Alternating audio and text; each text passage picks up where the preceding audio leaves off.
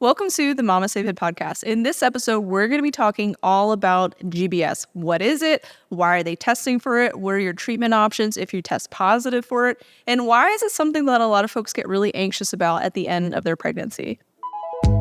Welcome to the Mama Safe It podcast. This is Gina, perinatal fitness trainer and birth doula. And I'm Roxanne, labor and delivery nurse and student midwife. And this is the Mama Safe Fit podcast, where we empower you on your prenatal fitness, birth, and postpartum return to fitness journey. Our podcast shares how to move throughout your pregnancy to stay strong and comfortable, because pain is not a requirement of pregnancy. Understand the science of birth and how to approach recovery after birth. We share our personal experience as mothers navigating this stage in our lives, plus our professional expertise as birth workers and fitness professionals. Our goal is to help you feel confident as you navigate the perinatal timeframe for an empowering pregnancy, positive birth, and postpartum journey. We are glad to have you with us on this journey and that you have chosen us to support you. Welcome to the Mama Safe It podcast. In this episode, Roxanne and I are going to be chatting all about GBS, which is something that you get tested for at the end of your pregnancy, usually around week 36. And then if you're negative, you just continue on with your life. And if you're positive, you get presented some different treatment options, which can be a little anxiety producing for folks. And so I know that's like one of the final tests of pregnancy, depending on how long you're pregnant for. And it can be something that, like, I know some of my clients get anxious about because it could kind of change their birth plan of like when they're going to show up to the hospital, like should they adjust anything if their water breaks. And so we're going to discuss all of that in this episode and hopefully help relieve some anxiety that you may be feeling and point you to some additional resources if you still have questions after we chat. So what is GBS? So GBS stands for Group Beta Strep, which is a bacteria that many of us have just in our bowels, like in our gut, like part of our microbiome. But we have healthy immune systems, most of us. So we have this like symbiotic relationship with the GBS. It does not affect us. It doesn't make us sick. If we do have any sort of symptoms of GBS, like if it did overgrow outside of pregnancy, you might like have some UTIs, but usually we do not have any issues if we are GBS positive or if we have GBS positive or if we have GBS in our system. The only time that it is concerning is when we have a decrease in our immune system response, which babies do not have fully developed immune responses. So this is why it is a concern during pregnancy if it overgrows, because there is a risk that it can transfer to baby during birth. But this is just a risk. It's not like guaranteed if you're GBS positive that your baby is going to get this GBS disease. So some of us just have GBS outside of pregnancy, but during pregnancy, this bacteria can overgrow and actually transcend to like the vagina and the anus, which is concerning because that's your baby comes out of your vagina for most of us. With GBS, there is an increased risk that if you do have that GBS positive, again, it can transfer to baby during birth, but not every baby will get it. So if you are untreated, so you don't get antibiotics, there is, out of the people who do not get antibiotics, there is a 1% to 2% chance that your baby could develop what is called early onset GBS disease. And this is the part, that 1% to 2% is the part where these babies could either progress to death or they could have long-term neurological deficits or developmental issues and like long NICU stays. But this 1% to 2% of the untreated population, where if you did get antibiotics, that risk of developing this like early onset GBS disease is like dropped by 80%. So it's like 0.2 to 0.4% chance that your baby could get it, even if you got the antibiotics. For some of us, you're like, why are we going to give all these people antibiotics? Because there's like a 98 to 99% chance that none of these babies are going to develop this disease. So like, why are we giving all of these people antibiotics that could lead to all of these other complications? Or at the other spectrum is like, why wouldn't you get antibiotics if you could like decrease your risk of your baby getting this disease and like by like 80%. Like, why wouldn't you take the antibiotics? So there are different views with the GBS just in general. And that's why this is such like a controversial topic, because even with Gina and I am like more medicalized. So like, I'm like, why wouldn't we get antibiotics for GBS? And Gina's like, well, like the risk is pretty low. So like, probably like, why would I get antibiotics if the risk of baby having like early onset GBS is like actual disease is pretty low. But that's a whole nother. We could just like talk about that for just like choosing risks versus benefits for everybody. Like everyone's going to choose something different. But knowing what your options are is really beneficial. So with GBS, it was first founded in like the 1970s. Around like 1.5 to 2 babies were developing this disease and this illness, and they were trying to figure out how to decrease this number because it was like 1.5 out of 1,000 births. So it's a pretty substantial amount of babies that were getting this illness. And again, it leads to some long-term complications, potentially losing baby. So they wanted to decrease this number as much as they possibly could. So they were deciding how they could screen for GBS. There is a risk-based approach, and then there's a universal approach. And different countries do different things. Here in the US, we do the universal approach where we screen for GBS starting between 36 to 38 weeks. When GBS goes through like a 5-week cycle, so like 1 minute you could be GBS positive and then 5 weeks later your body could have like cleared it and be GBS negative. So that's why they test between 36 to 38 weeks, because most of you are still going to be pregnant after that 5-week interval. If you get it at 36 weeks and at 41 weeks you're still pregnant, the recommendation is to get it again, because again, you can either have been GBS negative and now GBS positive, or you could have been GBS positive and now you're GBS negative.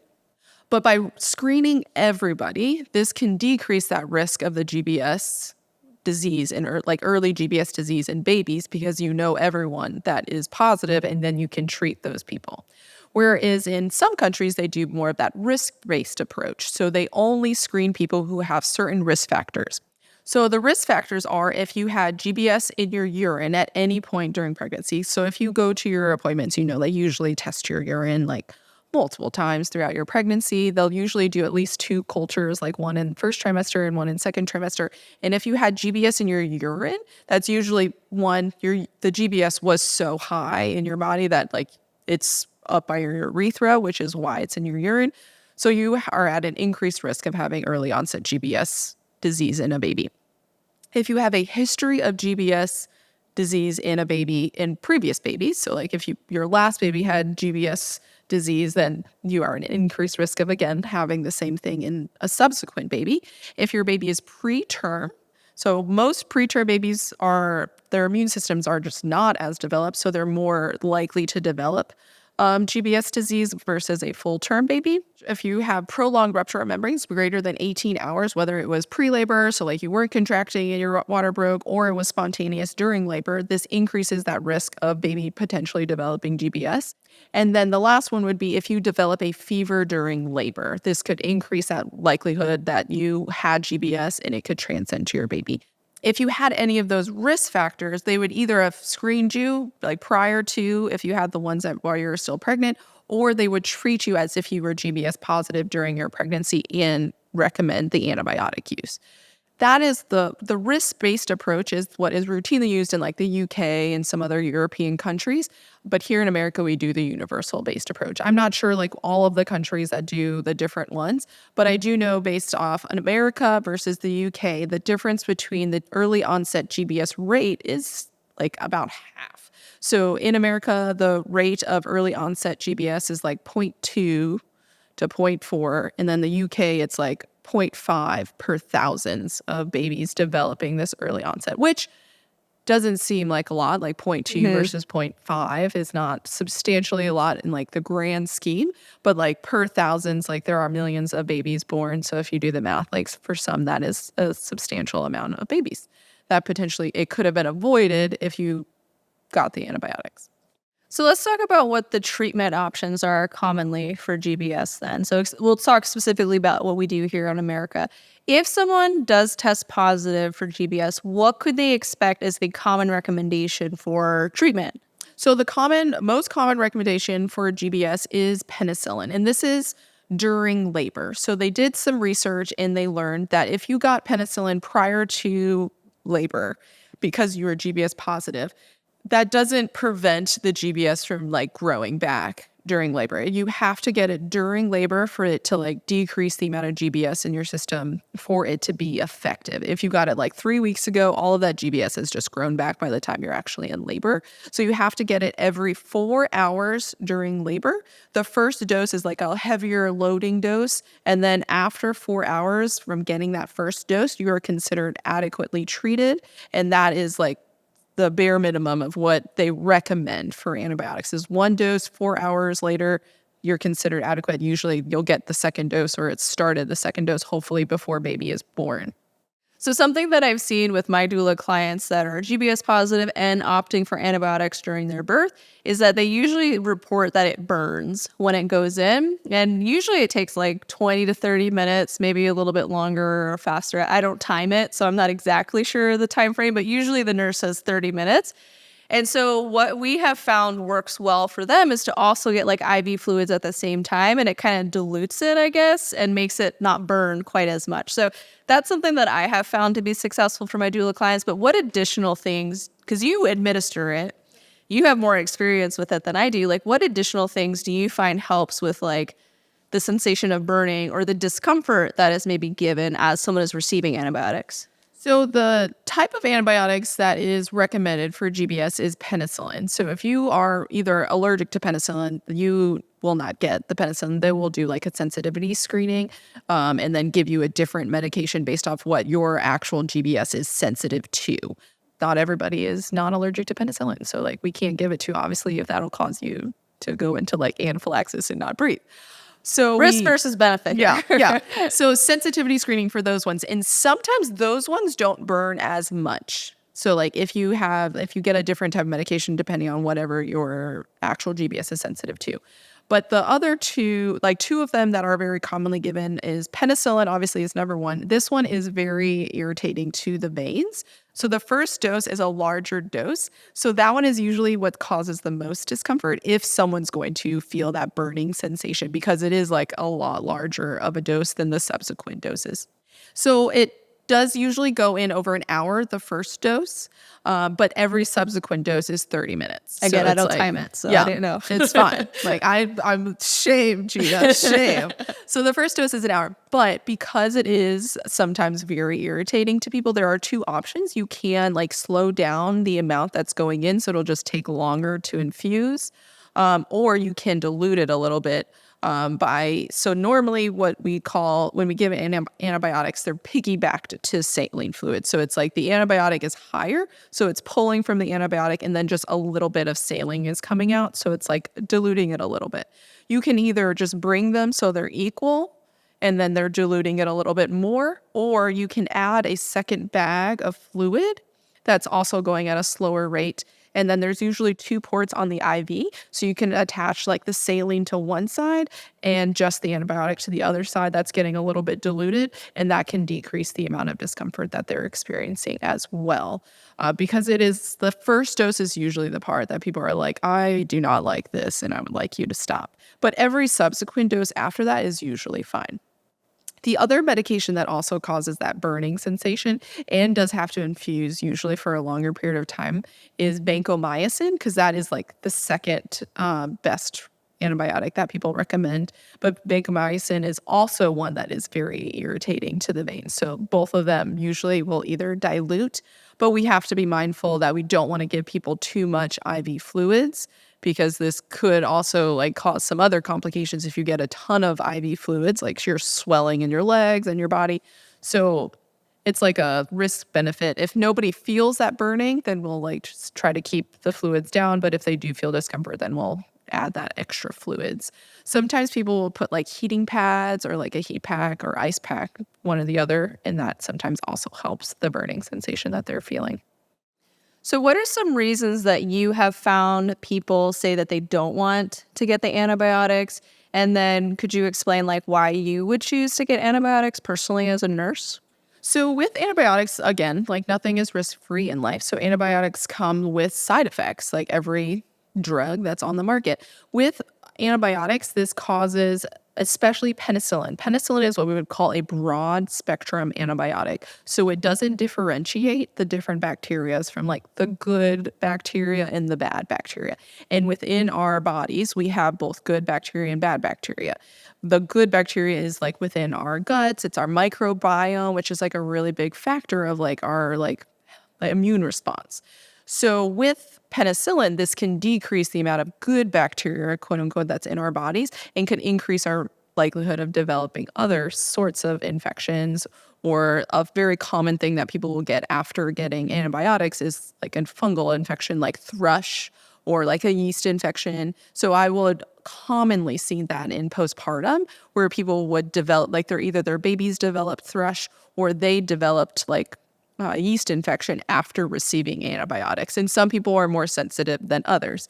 So especially with like C-sections, they get antibiotics during a C-section. So then they have an increased risk of getting like that yeast infection or their baby's getting that thrush because that antibiotic affects our microbiome.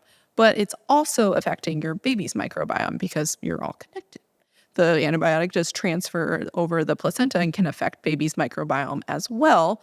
And the studies have shown that it can affect baby for up to a year postpartum, that microbiome. There are things that you could do to like offset the effect with like breastfeeding can help like further develop their microbiome back to normal, as well as like probiotics could potentially help. But it still takes some time for that to like rebuild after getting like antibiotics and it kind of like taking you off the curve of a microbiome with antibiotics. Also, like the overuse of antibiotic within the healthcare system is a concern because this increases the likelihood of having like antibiotic resistant bacteria. So like eventually a lot of bacteria will be resistant to the medicines that we have, which could lead to people getting sick and potentially dying from preventable or curable diseases from back in the like that we used to be able to cure with antibiotics. So if we're giving all of these people antibiotics, that their likelihood of developing GBS in their babies is pretty low. Is this like an overuse of antibiotics? And for some people, it is viewed as being like an overuse of antibiotics. So it's like the microbiome and then the overuse of antibiotics are two of the more common reasons that people don't want antibiotics. They also, if you're wanting a low intervention unmedicated birth, like, I mean, GBS is a medication. And also it ties you to an IV pole every 4 hours for 30 to 60 minutes. And that can limit your freedom of movement and comfort during labor as well. So a lot of people don't like that aspect as well. So something that I've seen with my doula clients, and they usually are like 50-50 on folks that want to get the antibiotics and folks that don't. And I don't really try to push people either direction. I'm just like, this is what your treatment options will commonly be. These are some alternatives that you could ask for potentially. Like, this is why you may or may not want the antibiotics.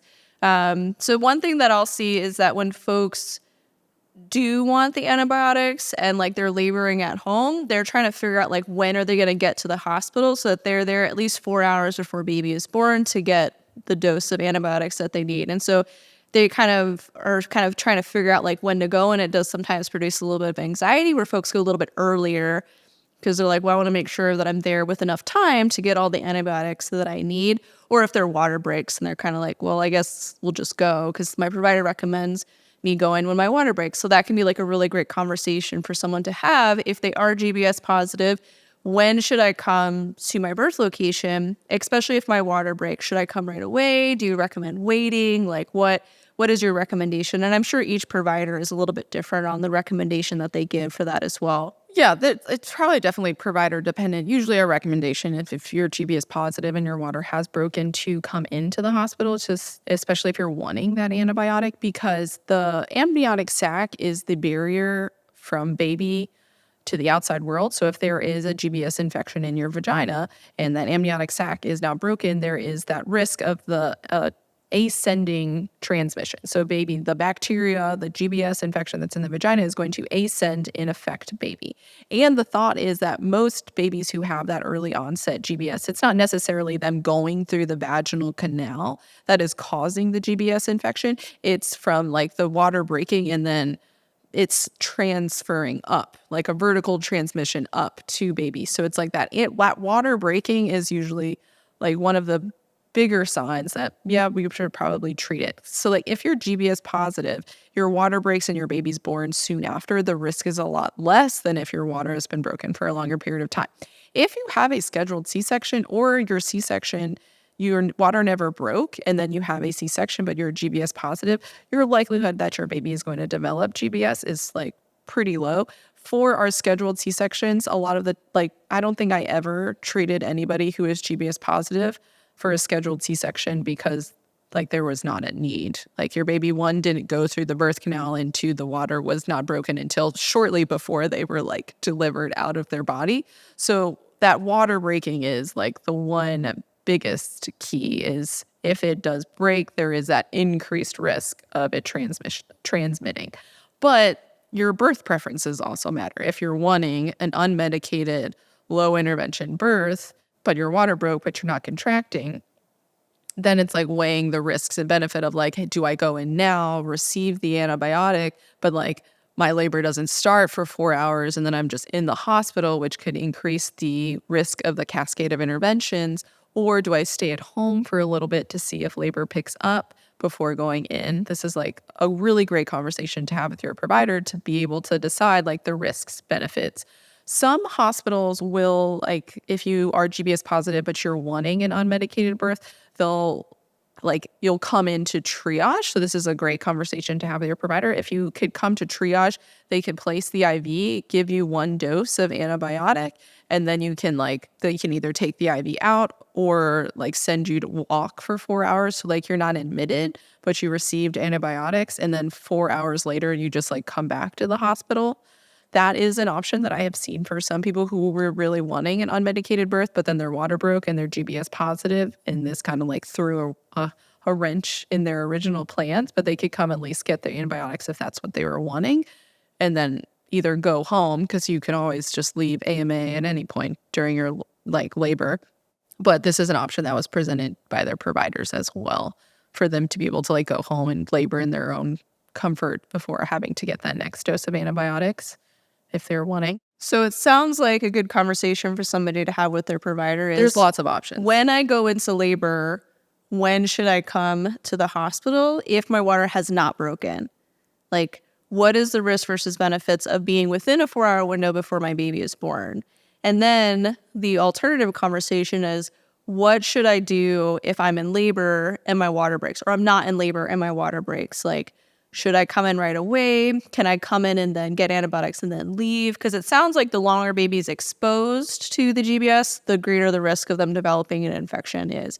And so those sound like 2 conversations to have with somebody's provider to figure out like what their recommendations are, like what's standard in their facility, so that they can better navigate that with their family. The other side is folks that do not want to get antibiotics. So that's like the other half of like my clientele, is either they're like, yep, I'm supportive of the antibiotics, it makes tons of sense to me. But then I have the other half that are like, hey, like my gut microbiome is a really big deal too, and this is going to impact us a lot longer than birth. Like the antibiotics are not 100% effective. Like I still have to be aware of like signs and symptoms of GBS infection. So I'm going to opt to not get them. And usually what I'll see is if somebody opts to not get the antibiotics, and this can differ from facility to facility, is they usually stay an extra 24 hours like after, like they would normally get discharged for baby to be monitored to make sure there are any additional symptoms. So that's usually what I'll see for like my doula clients that like decline it, is they usually can expect a slightly longer postpartum stay, which I think you could opt out of it if you don't want it. Like no one's going to like can always chain leave you to the AMA. bed or anything. But that is usually what I see as a recommendation, is like we would like to monitor baby for initial 24 hours just in case like they do develop something. Like we're going to be more ready to recognize the signs of symptoms than maybe you do. But then the other side would be of declining is like the constant barrage of, how dare you not get the antibiotics? Yeah. Like, are you, And that's why just would you not get the antibiotics? 2 views. And so then it becomes like a conflict point in someone's birth when they have made a decision, they've done the research, they've gathered information that makes them feel confident about making a decision, and they're receiving conflict from the medical staff who's like, why would you not receive antibiotics. Like, I don't understand. And this comes back to just being open-minded to different people have different priorities in their family. Everyone's priority is a healthy and happy baby. Like, I think that's we can agree that that's everyone's goal is a baby to be alive and healthy. No one's when it's like, born. yeah, I would like to not have a healthy baby. But there's risks and benefits with everything that we do. And so there is a risk to taking antibiotics that it can affect you in a different way. And there's also risk to not taking the antibiotics. And so when a family decides that they don't want to take the antibiotics, like the resistance that they receive can sometimes be really off-putting as well, which again just goes back to understanding our biases and being open-minded that people may make different decisions than you with the same type of information. I think it comes back to, though, is if you know you're GBS positive and you don't want the antibiotics, that is the time to have a conversation with your provider is during your prenatal visits to one, gauge like how open are they going to be to me saying no? Because then you can kind of prepare to be like, I would really like to not have antibiotics and I would like you to not bring it up again. If you need me to sign paperwork, I'll gladly sign it. But if you keep bringing it up, I'm going to have to either like leave or whatever. Like it's not going to create a good laboring environment if they every time they come in be like, hey, like it's pretty bad if you don't take these antibiotics because there is this increased risk for your baby of developing this disease. So that is really helpful to have that conversation with anything that is like different than the normal routine of interventions, from skin to skin, from delayed cord clamping to not having an IV during labor. All of those things are really helpful to discuss in prenatal visits to see, because one, they can just put that in your chart. If like she will decline antibiotics, she is GBS positive. If her water breaks, like we will have another conversation, but she does not want antibiotics. That is the time that they can put that in there so people are aware, like when you show up, like, oh, she doesn't want antibiotics, we won't bring it up. Or like we'll annotate, like we asked once, she understands the risks and she's consents to not receiving antibiotics. And that's fine. Because again, being open-minded is really helpful, but it's when you're like, you made that decision and someone is just like, well, why would you do that? Like in the time that you're like laboring, it's like, that's not the time to have this conversation. There are better times to have that. There are some alternatives that have like been studied alternative to antibiotics. There is like Hibiclens, like a Hibiclens wipe that you could use that studies have shown is effective at decreasing the amount of GBS for like 3 to 6 hours that you could do. But the Hibiclens, it's like a disinfecting kind of solution that can cause like some stinging when it's applied. It also can decrease the amount, like it can cause like micro tears within your like vagina, which could increase your risk of laceration. So they used to do Hibiclens on everybody before they had a baby because like birth is sterile in hospitals. Like no bacteria. Like if I completely cleanse this area, nothing will happen to me, them, because birth needs to be sterile. It's not sterile. As someone Shocking.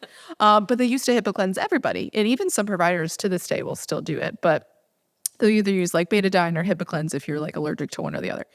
And they were finding that people were having a lot of tears. And one could be the position, but like people who had Hibiclens and did not have Hibiclens, they were more likely to tear with that Hibiclens because it like dries out the vaginal tissue, which can increase that risk of it just like not being able to stretch. Like you need like a supple, moisturized perineum to be able to stretch. So moist. You know, moist. Oh, that's weird. Moist perineum. But like the Hibiclens like dries it out because I mean it's like decreasing the amount of bacteria, and bacteria thrives in moisture. So that can increase your likelihood of tearing. So again, it's risk benefits. Decide for yourself if Hibiclens is worth it. Another thing, also risk benefit, garlic. Garlic was shown to like decrease the amount of GBS on like a petri dish. Not been tested on humans. So don't come for me if you try garlic because it has not been tested to be effective against GBS in like actual human bodies. But on a petri dish, they had like garlic and then they put GBS and like the garlic decreased like the petri dish that had like the garlic. What if you ate like GBS. a garlic rich meal? Garlic's supposed to be really good for your microbiome. So maybe that'll just decrease your risk of GBS like altogether. Has there been anything that folks can do during pregnancy to help decrease the risk of developing GBS? I don't think there's like a ton of research on the prevention of it. There's not a ton of like there's like a possible vaccine, which like that can be a whole nother conversation, like a potential GBS vaccine that people are developing. because they say like if you get this GBS vaccine, this could decrease the risk of all these baby developing GBS, but then it's also still a vaccine. So that's another, like all antibiotics, new antibiotics is another conversation. But probiotic use has been slightly studied a little bit because, again, it's our GBS is part of our microbiome. So if we are providing pre and probiotics for our microbiome, this could potentially create a different diversity within our microbiome to decrease the likelihood that that GBS will overgrow. And there hasn't been like a ton of research that supports probiotic use will decrease your likelihood of having, like, decrease your likelihood of being GBS positive. But people who use probiotics during pregnancy were less likely to have a lot of the GI concerns that you have So during you're pregnancy. saying all the kimchi that we eat, Yes, which is a so fermented food. fermented foods, yogurts, I think cottage cheese even, but that could be like hit or miss depending on who you ask. Because I think cottage cheese is sauerkraut, kombucha, like, which I guess is kombucha maybe a little. also like could be hit or miss depending on who you ask whether that's recommended. But vinegars, all of the fermented things have lots of pre and probiotics. So all the pickles that show up on that's why my another Instagram pickles, feed. it's not just the salts. It's the fermented aspect. So my all of those entire foods, feed is pickles. Pickle And cupcakes, pickle ice do cream. you crave pickles? No. But maybe I should start eating them because they're fermented and it would help me. I ate yogurt every day during my pregnancy. I wonder what the rate of GBS is in like Korea, where everyone eats kimchi at like every meal. I would be curious. Or sauerkraut. What is it? Germany has the sauerkraut. Yeah, I wonder what their rate of GBS is with all the We should have looked fermented food that they have. You should look I that don't know, up. maybe we're stereotyping. Maybe not everybody eats kimchi in Korea. I mean, I've met some Koreans that don't like kimchi. I feel like every meal I that we personally do don't there- love the fermented kimchi, though. I like the fresh kimchi, so that's probably not. It's not the beneficial kimchi that has all of the pre and probiotics in it. But pre and probiotics, they theorize that it is really beneficial. I personally took a pre and probiotic every day during all 3 of my pregnancies because I was like, I do not want to be GBS because I don't want to have to choose. Like, I think I would take the antibiotics personally as a nurse. Like, I know all of these things that could potentially go wrong, as well as like a NICU stay does not sound really great to me on paper. So I like wouldn't want to do it, even though the risk is really low. I'm pretty risk adverse, except apparently when it comes to investing, I'm like really like go risky with investing. But like my life, really risk adverse. So I would probably take the antibiotics, but I took so many pre and probiotics in hopes that it would decrease my likelihood of having GBS positive. I'm a 1-person study. I took needed pre and probiotic every day during my last 2 pregnancies, and I was GBS negative. So based on this one study of just Roxanne in it, 100% success rate of needed pre and probiotic to decrease your likelihood of GBS. I was like 50-50. Like I would take it like every other day. Yeah. But I was also GBS negative. So, But if but you're could be the kimchi. interested, so our podcast sponsored is Needed, and they're a nutrition company that specializes in the perinatal time frame. And so they're a brand that Roxanne and I used during our pregnancies, our postpartums. They have a men's line that our husband uses. And so specifically for supporting our gut health, we are using their pre and probiotic. And if you're interested in checking out Needed, you can use code MAMASTAYPOD to get 20% off your first order or 3 months of subscription at thisisneeded.com. So you were talking about your clients like who decline antibiotics, or if you arrived and you didn't get that 4-hour window after you received the antibiotics, or you weren't even able to get the antibiotics because you just labored so quickly once you got to the hospital. They do normally recommend that 24 to 48-hour window of monitoring baby in the hospital. Of course, you always have the right to decline and leave AMA against medical advice. I know AMA in the birth world is advanced maternal age, but it's also against medical advice. And so they recommend that 24 to 48-hour window because like 95% of babies who develop early onset GBS, their symptoms display within the first 48 hours. And like that's like the most of babies. If they don't have symptoms by 48 hours, most likely they are not going to develop early onset GBS. And then that's why they'll be safe to go home. Because the first 48 hours of postpartum is just like a blur for everybody. Like I'm like personally not going to be able to like just like stare at, or I'm like super anxious and just stare at my baby to notice all of the different signs of GBS infection in baby. So that's why they normally recommend it. But if you're like super vigilant to be able to like count the respirations of your baby, check their temperature and like checking their heart rate to make sure you're seeing different signs of possibly that early onset GBS infection, that could be a really great option to just go home, be able to like rest at your own home. But most of these babies that do develop early onset GBS, they have symptoms within the first like 6 hours after birth because again, it most likely happened during that vertical transmission. So baby developed the infection while they were still in the womb. So sometimes people will develop chorioamnionitis during labor, which is an infection of like the amniotic sac, where they're starting to have like an infection with like fever, increased heart rate, especially increased heart rate in babies. And sometimes they could not have been like actual like infection of the chorion from other things. It could have been due to the GBS affecting baby because of that vertical transmission. So like lots of things could happen during labor with infection and GBS, but whether or not you want to get antibiotics is up to you.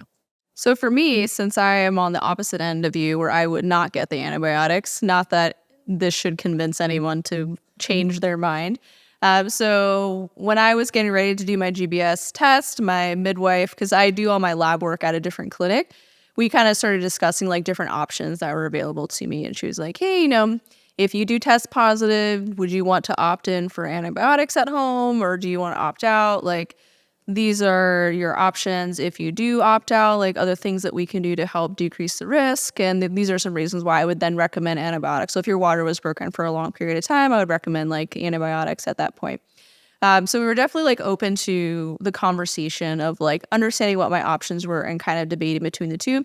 And then we talked about like what the risk was. Like, okay, this is the percentage of like, this is the chance that your baby can develop some sort of GBS infection. And of that percentage, this is the percentage of babies that have very severe infections versus like others who have like a significantly less. Like it's not a huge, I don't want to say not a huge deal because I think babies getting sick is always a big deal. But it's not like as long-term like it's not like a long-term complication type of thing. And so once she kind of explained to me like the numbers, it made me feel more confident because it was, the 1 to 2% of the untreated is what develops an infection. And of that 1 to 2%, a small percentage is what develops a severe infection, which is what we would most be concerned about. In addition, with my home birth midwife, she visits us at 24 hours, and then we have like a 48-hour appointment. So I know that someone's going to be coming to my house to assess my baby as well. In addition, they're going to be at my home for like several hours after the birth. So I know that I have the medical support to help me identify the symptoms of what's going on. In addition, like I do vitals on my baby because she shows me how to do them. I'm doing like crazy. I'm just taking their temperature and like assessing them and like reporting to her. And I have you. So like I understood, like I felt confident with knowing that I would be able to either have like my midwife and her birth assistant support me and identify if there's any issues, or that I would be able to identify it myself based on the resources that she gives me. And then like you obviously can assist me as well. So that was why I was like, I felt confident declining antibiotics. I was also GBS negative, so it was not really anything that I had to think too hard about. Like we say on paper, this is what we would decide, but what we actually decide in the moment, who knows? We were never, thankfully, had to make that choice. Like I have taken antibiotics for things before, and it was like, well, there goes my gut microbiome. Like, let me just go ahead and eat a bunch of kimchi. I got rid of this infection that I have. So it's all about risk versus benefit at that point. But that was like why, like, when I had the conversation with her before I took the test to try to figure out like what I maybe wanted to do in the moment. But again, like the situation would change if my water was broken for a prolonged period of time. Like, okay, yeah, I think some antibiotics might be a good idea right now because like the risk of baby developing something is significantly higher than if my water breaks while I'm pushing, which is when it normally breaks. But so like there are situations within the situation that may make me change my mind as well. And so it was really nice to be able to have a conversation with her, going over these different options without feeling like pressure to pick one side. And that if I picked the opposite side of her opinion, that I was wrong and that I was going to be shamed during my birth, which is, I think, what we all want when we're working with a provider. Like, we want to be able to trust that they can help guide us with their medical expertise, but then are also like willing to understand that we get to make the decisions in our birth and that they can help guide us like as they see fit as well. And so that's something that I really like about my provider and about the providers that I choose to support me just in my general life. Like even my primary care provider is like that. I think that though understanding the actual risk and like the actual numbers is so helpful for like many other reasons. But like with GBS, like the numbers kind of really make a big difference, because when people are like, oh, well, there's this like increased risk if you don't get this antibiotic, like your baby can like get really sick and like die or like have to be in the NICU for a long period of time. And yeah, it's true. There is an increased risk, but the increased risk is if you got antibiotics, there's a 0.2 to 0.4% chance that your baby will develop early onset versus if you don't get antibiotics, it's a 1 to 2% chance that your baby could develop this early onset.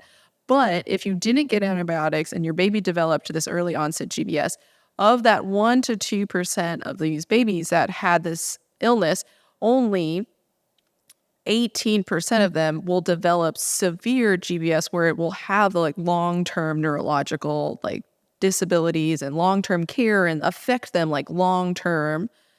Only 18% of that 1 to 2% has that. And then only 6% of the babies who developed that 1 to 2%, 6% of those babies then went on to pass. So like if you think of like the actual percentage, for some, that is like, that totally reasons it out. Like, hey, that's like a no-brainer. I accept that little bit of a risk because like, what is the chance? But for other people, like that 6% chance of the 1 to 2 is like not worth it to them. So like, but if you're never given the opportunity to understand the numbers and actually know like what the actual risk is, and if that actual risk is enough for you to get antibiotics or not get antibiotics, then that's when it's like the choice was taken from you. You're just kind of like fear that, oh my gosh, this GBS could like cause this like death or long-term damage to my baby. I need to get this antibiotics to like prevent this. But antibiotics also, there's still like a 0.2 to 0.4% chance that your baby could still, it's not 100%. It's like 99.6%. How effective are the postpartum treatments for GBS? So if you see that a baby is developing symptoms of GBS disease, how effective are those at preventing it from getting severe? Or is it like as soon as they get it, it's severe right away? I mean, most babies who develop early onset GBS, it goes from like 0 to, it's very quick from like first symptom. Most babies, some it will develop slowly enough that you can like get treatment, but for a lot of babies, if it is going to be severe, it develops like 1 second baby looks like a little weird baby, and then like the next minute babies can only compensate for so long, and babies are really good at compensating so that when they are truly sick, it goes from like they're fine to like they need help immediately at this exact moment. So the treatments there, I mean, there's lots of treatments available out there for GBS. So like there's still like a 82% of babies who don't have long-term complications after developing early onset GBS. But it's a medical system. Some things work for some babies and some don't. So it's just the risk of.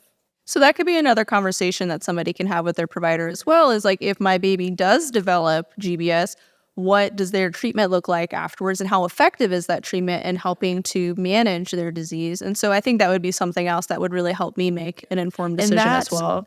Like I personally have not had to do, I don't do any of that. Like if a baby has GBS infection, they go to the baby people, the NICU people, because that is their bread and butter is sick babies. If a baby is sick, I give them away to someone who is able to care for those babies a little bit more. So all I know is that they have to get like antibiotics. Some babies will have to be intubated, but like it's very situational dependent.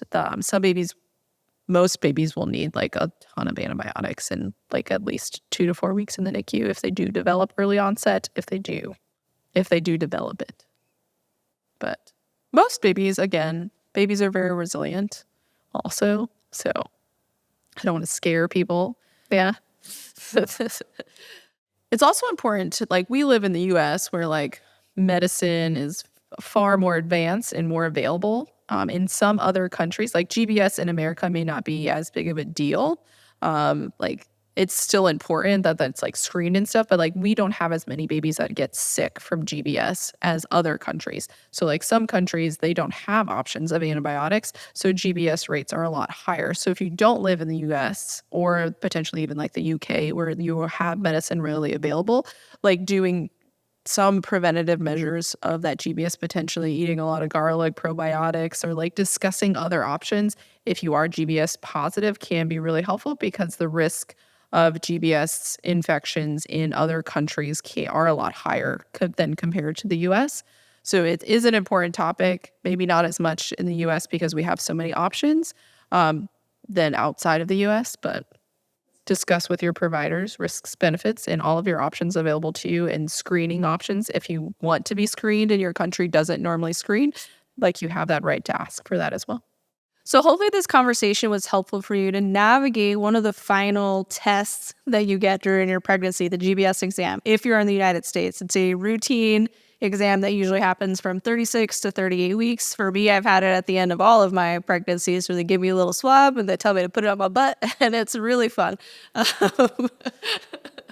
I guess we didn't discuss how it's tested. We did not discuss how we test GBS. You put a little Q-tip a little bit up your butt, or you start in your vagina. Don't start in your butt. Don't start in your butt. The GBS test is a swab that you or your provider can do, and you swab from the vagina, like you like insert into the vagina for maybe a couple seconds, and then you slide down the perineum and then insert into the butt just a little bit.